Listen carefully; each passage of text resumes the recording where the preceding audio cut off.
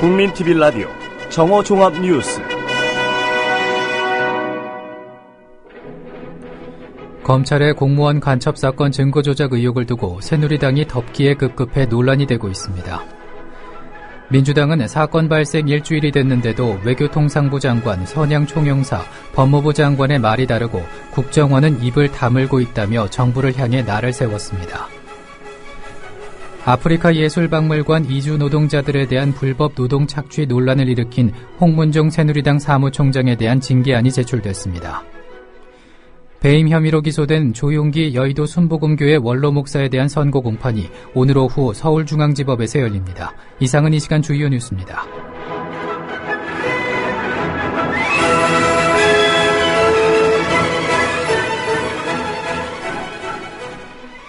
국민TV 라디오 정오종합뉴스입니다. 검찰의 공무원 간첩 사건 증거 조작 의혹을 두고 새누리당이 덮기에 급급해 논란이 되고 있습니다.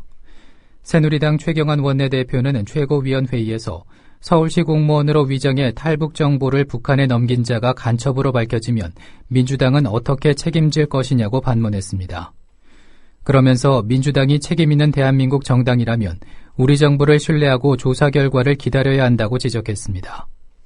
검사 출신인 김재원 의원도 중국으로서는 한국 검찰이 왜 정상적인 사법공조 절차를 취하지 않고 직접 하급기관인 공안국에 가서 직접 자료를 그것도 어떤 비합법적인 방법으로 받아갔느냐. 따라서 중국으로서는 이것은 위조 문서다. 이렇게 주장할 여지도 있다고 본다고 위조가 아닐 가능성에 방점을 찍었습니다. MBC 라디오에 나온 김재원 의원의 말을 들어보시겠습니다. 근데 우리나라와 중국이 분명히 사법공조 조약이 체결되어 있기 때문에 중국의 어떤 공안 자료를 우리나라에 제공하게 되어 있는 양 당사국의 협약이 되어 있음에도 불구하고 사실은 중국이 그러한 자료를 제출해주지 않고 있습니다. 예. 예컨대 우리나라에서 이제 중국 이번 사건과 같은 이런 자료를 중국에 요구를 하면 우리나라 그 검찰에서 법무부를 통해서 우리나라 외교부를 격리해서 중국 외교부에 이런 자료를 넘기는데요.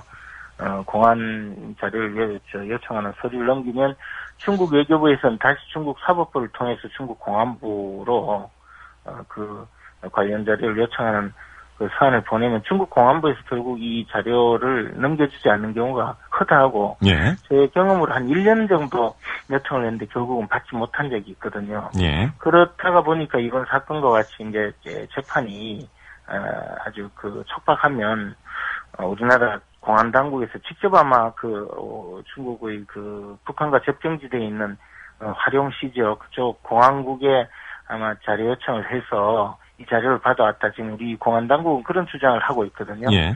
그런데 이제 중국의 어떤 외교부 입장에서는 자신들이 넘겨주지 않은 자료가 왜 현지 관공서에서 직접 자료를 받아갔느냐. 이것은 예. 위조다. 이렇게 주장할 수 있는 여지도 있다고 봅니다. 그런데 또 다른 검사 출신인 박민식 새누리당 의원은 중국 공문서 위조에 의한 간첩 조작 논란과 관련해 일반 국민들이 이 사건에 그렇게 특검하고 국정조사를 할 만큼 관심이 있는 사건이 아니라고 강변했습니다. 오늘 CBS 라디오에서 진성준 민주당 의원과의 설전을 들어보시겠습니다. 그렇죠. 아니 국민적인 관심이 없는 사건이에요.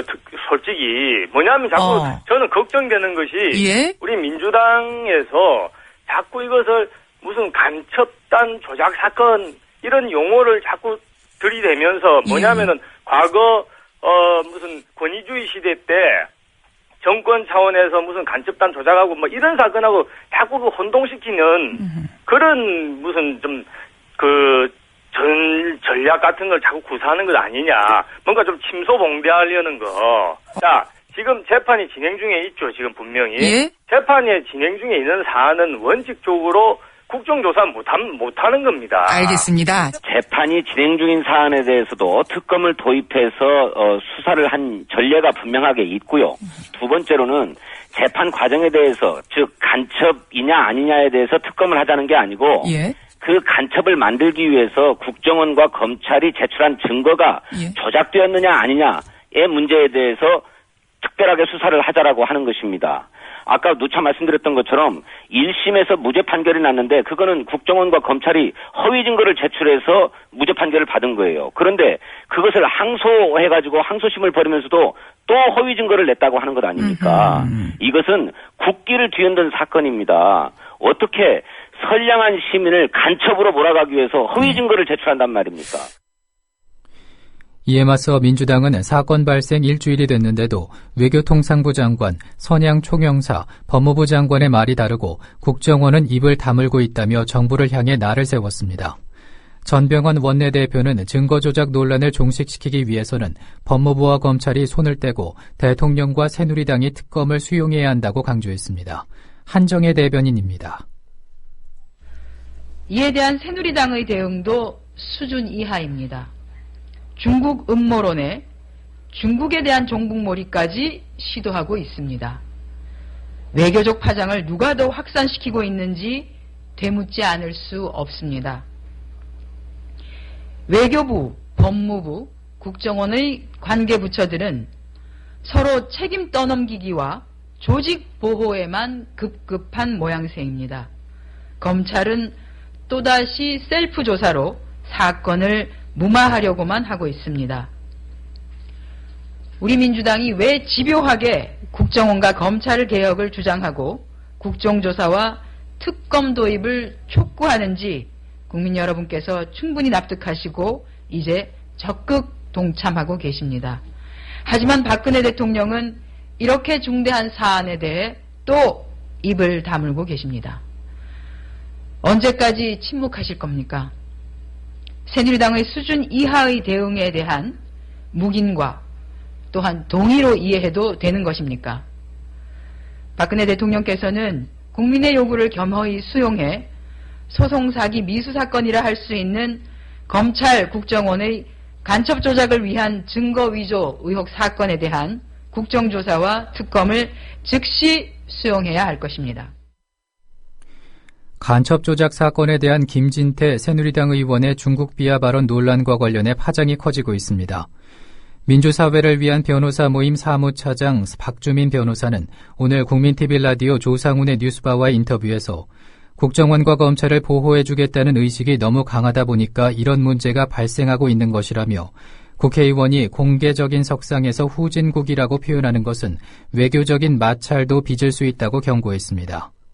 앞서 김진태 의원은 중국과 북한의 관계는 뭐니 해도 형제국가라며 중국이 어떤 의도를 가지고 서로 다른 문서를 제출할 가능성도 상당히 있다고 중국의 위조 의혹을 제기해 파문을 일으키더니 선진국이 안 된 국가들에서는 꼭 중국이 그렇다고 제가 얘기하는 것은 아니지만 정부기관에서 발행한 문서가 나중에 문제가 생기면 우리는 그런 적 없다고 발뺌하는 경우가 종종 있다고 중국을 폄하하는 발언을 했습니다. 이번 외교공문 조작 의혹 사건에 대해선 중국 정부가 아닌 자가 마치 중국 정부인 것처럼 문서를 만들었고 내용도 사실과 다른 문서를 만들었다는 것이 된다며 한국과 중국 간에는 한중 범죄인 인도조약, 한중 형사사법 공조조약도 체결돼 있어 중국이 만약 적극적인 처벌 의지를 가지고 수사와 처벌에 나선다면 우리나라는 협조해 줄 수밖에 없다고 덧붙였습니다. 검찰 수사 행태와 관련해서는 다음과 같이 비판했습니다. 검찰은 좀 피해갈 수 있는 어떤 틈새가 있지 않나 이런 생각이 듭니다. 왜냐하면은 우리는 이걸 진짜로 믿고 법원에 냈을 뿐이고 우리가 관여한 건 아니다 이런 항변 가능할 것 같은데 물론 또 다른 견해도 있을 것 같고요. 어떻게 보십니까? 검찰의 이런 항변. 아까 말씀드렸던 것처럼 검찰이 그 위조 공문서 사건을 모두 한꺼번에 내는 게 아닙니다. 변호인들이 의혹을 제기하면 다른 걸 내고 또 의혹을 제기하면 다른 걸 내고 이런 식으로 제출을 한 겁니다. 그래서 계속해서 변호인으로부터는 그 서류들의 위조 가능성에 대한 경고를 받았었고 그럼에도 불구하고 검찰이 밀어붙인 겁니다. 그 다음에 1심부터 진술이 유가려 씨라는 그 동생분의 진술이 강요됐었다라는 거, 사진이 북한에서 찍혔다고 주장했지만 사실은 중국에서 찍혔다라든지 이런 식으로 자백 및 각종 증거에 대해서 어떤 위조, 허위 이런 것들에 대한 주장이 계속 진행되고 있는 과정에서 또 검찰이 이런 일을 한 것이기 때문에 검찰이 단순히 몰랐다 라고 얘기하기는 어려울 것 같습니다. 그래서 면죄부를 바로 받을 수 있다. 이렇게 보기는 좀 어려울 것 같습니다. 예. 예, 검찰의 책임도 중하다. 특별히 이 과정을 알고 있었다고 볼 수밖에 없는 그런 정황들이 있군요. 예, 그렇습니다. 예. 예. 진실을 호도하지 않고 논점을 이탈하지 않는 공정 뉴스. 국민TV 라디오 뉴스의 꿈입니다. 지금은 정오 종합뉴스와 함께하고 계십니다.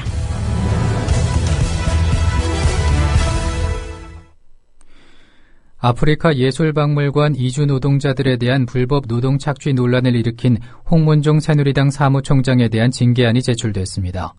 장하나 민주당 의원은 국회에서 기자회견을 열고 홍문정 의원이 이사장인 포천 아프리카 예술박물관의 이주 노동자 불법 노동 착취 사실은 국회의원이 자질이 없다는 것을 증명하는 것이라며 징계안 발의 이유를 밝혔습니다.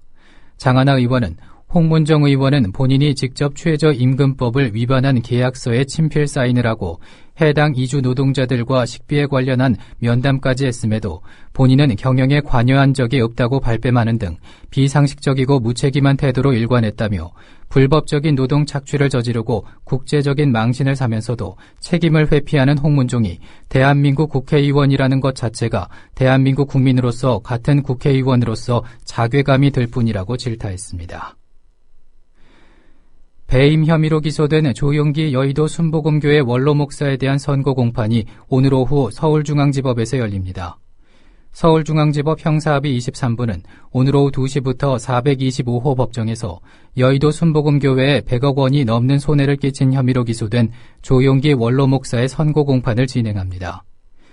검찰은 지난달 20일에 열린 결심 공판에서 조희준 전 국민일보 회장이 평생 독자기금을 주식 투자로 날리자 이를 해결하는 과정에서 교회 돈으로 주식을 고가에 매수했다며 조용기 원로 목사에게 징역 5년에 벌금 72억 원, 조희준 전 회장에게 징역 5년을 각각 구형했습니다.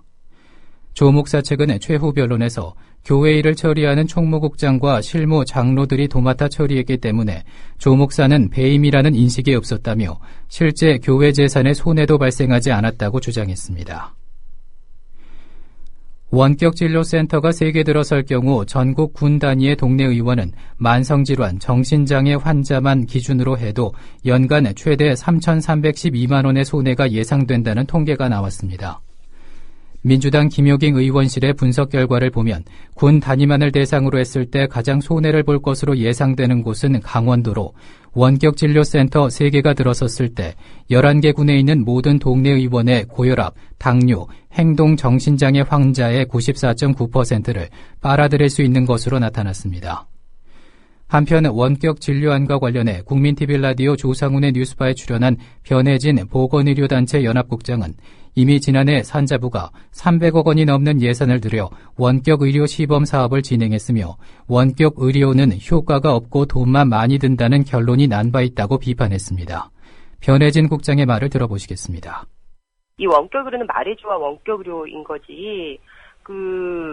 세계 어느 나라에서도 안전성이나 비용 대비 면에서 효과 이런 것들이 입증된 바가 없는 제도예요. 다만 한국에서는 박근혜 대통령이 강력하게 단 한 번의 기자회견도 하지 않았던 대통령이 계속 원격 의료는 해야 된다라는 주장들을 그냥 해왔고 이것들이 오늘은 전국이 맑겠지만은 강원도를 중심으로 다시 눈이 내릴 것으로 보입니다.